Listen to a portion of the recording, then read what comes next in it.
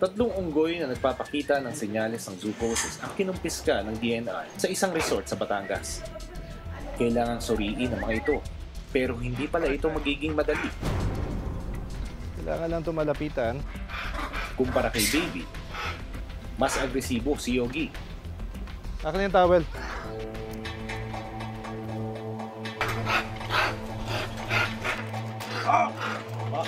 Bakit isa? Ang ginagawa ko, I'm trying to grab the hand. Hindi natin tinutulpit eh.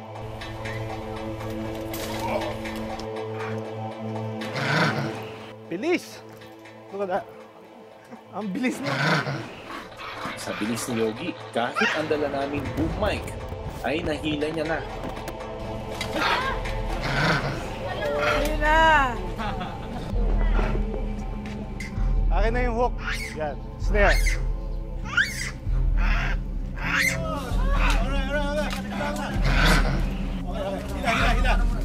Hila.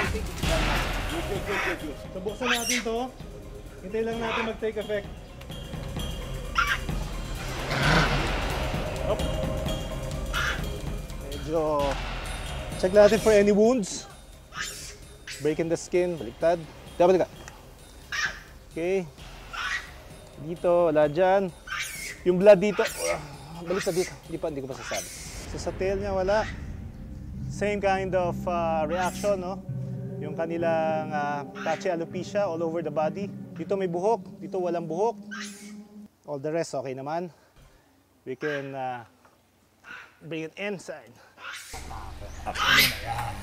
Okay, wait. Okay. Alright. Alright. So lagay natin dito. Pinakahuli namin kinuha si Agnes. Palaban din ito at agresibo. Kung wala tayong tranquilizer, it will be impossible for us na makuha yung mga yan. Habang nakihuli siya doon, so if we can... Wow! Bilis! Got it! Hintay lang tayo. Nabigyan ko siya ng injection. Ilang saglit pa at tumalab na ang pampatulog.